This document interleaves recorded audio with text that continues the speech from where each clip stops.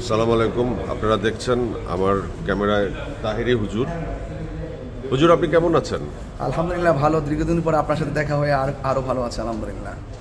আপনার চেহারা আরো নুরানি হয়ে গেছে, কারণ কি? সেটা আমি জানি না। আল্লাহ পাক যেভাবে সৃষ্টি করেছেন সেটাকে আমি অত্যন্ত শ্রেষ্ঠ মনে করি। ফি আই সূরাতিন মাশা আর ওয়াক্কাবাক।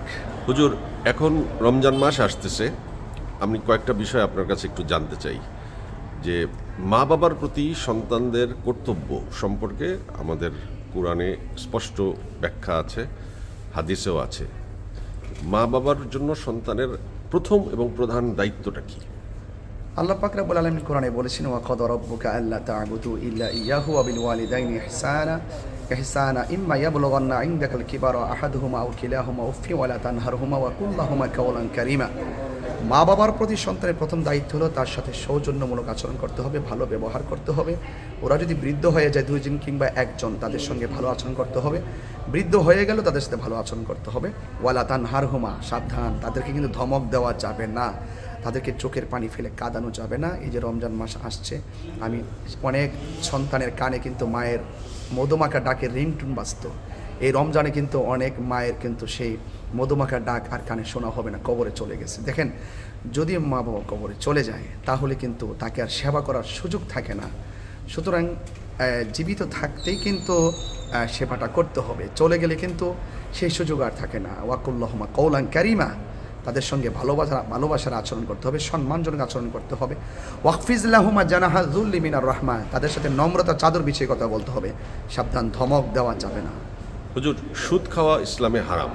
তাহলে যারা সুদের সাথে জড়িত, লেনদেনের সাথে জড়িত, সাক্ষী, সবাই তো অপরাধী। সবাই অপরাধী। সেক্ষেত্রে ব্যাংকে যারা চাকরি করে, আর্থিক প্রতিষ্ঠানে যারা চাকরি করে, তাদের জন্য আপনার পরামর্শ কি? যেখানে পৃথিবীতে আপনি আমরা যার যা স্বাধীনতা চলতে পারি, এটা স্বাধীনতা আমাদের আছে। আল্লাহ পাক যে অপরাধ করুক আর না করুক, সবাই কিন্তু ওয়ায়ামুদ্দুহুম ফি তুগয়ানহিম ইয়ামাহুন, তাদের অবাধ্যাচারিতা করে যাচ্ছে, তারপর আল্লাহ সুযোগ দিচ্ছেন।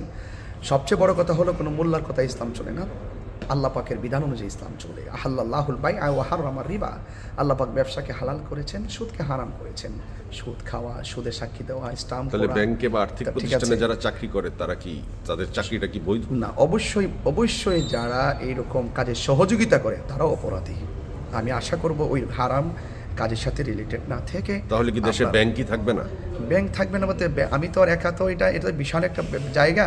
সেই জায়গায় হয়তো আমি হয়তো কোরআন সুন্নাহর আলোকে দলিলটা বলতে পারবো। থাকবে কি যা চলে যাবে সেটা আসলে, এটা বিশাল একটা জায়গা। আমাদের মতো মানুষের কথাই কিন্তু সেটা শুরু হবে না, শেষও হবে না। তবে আমি আল্লাহর বিধানটুকু বলতে পারি, সেটা খাওয়া হারাম। হারামের সাথে কেউ সম্পর্ক রাখবে না।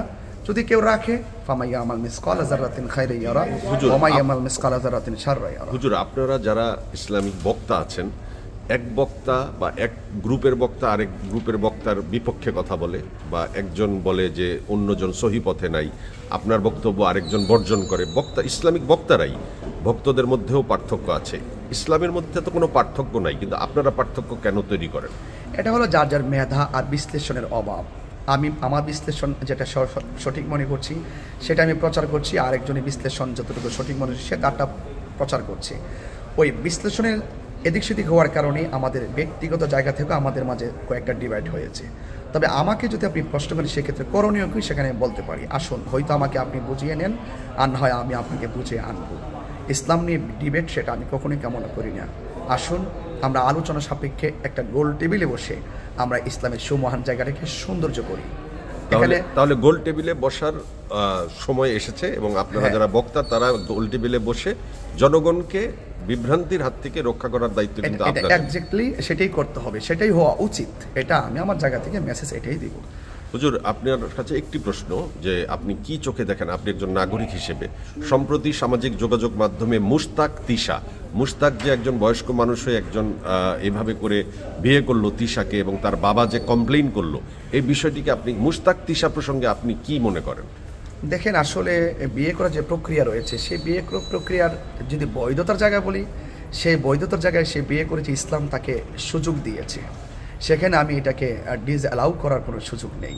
তবে আমি এতটুকু বলবো, আমাদের প্রেক্ষাপট ঘিরে যে কোনো সিদ্ধান্ত নিতে আমাদের একটু চিন্তাশীল হওয়া উচিত। এই যে মেয়েটা বিবাহ বসলো, দেখলাম তার বাবা চোখের পানি ফেলে কান্না করেছে। আপনি কি মনে করেন না যে একটা মেয়ে যদি একটা সিদ্ধান্ত নেয়, সেই সিদ্ধান্তটা যদি বাবা মার প্রতিকূলে যায়, বাবা মাকে কষ্ট দিয়ে করা হয়, এটা যদি একটা সমন্বয় না থাকে, ইসলাম কিন্তু সমন্বয়কে খুব অ্যালাউ করে। সেই জন্য বাবা মার চোখে পানি জড়িয়ে মেয়েটার সিদ্ধান্ত নেওয়াটা কতটুকু যুক্তিসঙ্গত হয়েছে, আমি মনে করব সে বিবাহ বসেছে, তার অধিকার, কিন্তু আমি মনে করব এটার একটা সমন্বয় হওয়া উচিত, একটা সমন্বয় করা উচিত। কিন্তু মুশতাক যে কাজটি করলো এবং তার সম্পর্কে যে অভিযোগগুলো আছে এবং তার বাবা, তিশার বাবা যে অভিযোগগুলো মুশতাক সম্পর্কে দিল, এটার পিছনে আপনার ব্যাখ্যা কি? না, অভিযোগের যদি কোনো সত্যতা থাকে, যেমন আমি আসলে এই ব্যাপারটা নিয়ে এত সিরিয়াসলি যে বিতর্কত একাডেমিক কিছু জানতে পারিনি, এদেরকে বুঝতে পেরেছি যে মুশতাক সাহেব তিশাকে ব্ল্যাকমেইল করেছে, মর্মে এরকম কিছু অভিযোগ ওনারা বাবা কিন্তু করেছেন। যদি বিষয়টা এরকম হয় সেটা দুঃখজনক, আর যদি প্রমাণিত না হয় তাহলে হয়তোবা সে বিয়ে করেছে, বয়স তো আসলে তার অধিকার আছে, কিন্তু আমাদের প্রত্যেক, যেমন মেয়েটার বয়স অল্প, আল্লাহ না করুক কোনো এক সময় সে হয়তোবা থাকবে না, কিন্তু এটাই যদি এভাবে যদি চলতে থাকে, আবেগ যদি চলতে থাকে, আবেগ দিয়ে কিন্তু যে কোনো প্রতিষ্ঠান কিন্তু আবেগের কারণে কিন্তু ধ্বংস হয়, যদি সেখানে বিবেক না থাকে। আমি মনে করব প্রত্যেকের আবেগটাকে বিবেকের মাধ্যমে কাজে লাগাবে। মুশতাক সাহেবেরও বিবেকবান হতে হবে এবং তিশাদের মতো যারা রয়েছেন তাদেরকে অনেক বিবেকবান হতে হবে। বিবেক হলো সবচেয়ে বড় আদালত। হুজুর, আরেকটি বিষয় সামাজিক যোগাযোগ মাধ্যমে খুবই আলোচিত, মুকেশ আম্বানির ছেলের বিয়ে। আপনি কি দাওয়াত পেয়েছেন? কোথায় কি? মুকেশ আম্বানির ছেলের বিয়ে ভারতের। না, আমি এবারে আসলে এই যে মুকেশ আম্বানি এত পয়সা খরচ করে বিয়ে দিল, এই যে পয়সা খরচ করে বিয়ে দেওয়ার প্রথাকে, বড় আয়োজন করে বিয়ে দেওয়ার, নাচ গান করে বিয়ে দেওয়ার প্রথাকে আমাদের দেশেও তো চলমান, এটাকে আপনি কি মনে করেন? না, এটা দাওয়াত প্রক্রিয়ার ব্যাপার বলে আমি আসলে এই প্রথম জানলাম, আমি আসলে জানি না এই ব্যাপারটা, আমি এক্সপ্লেন করতে পারবো না।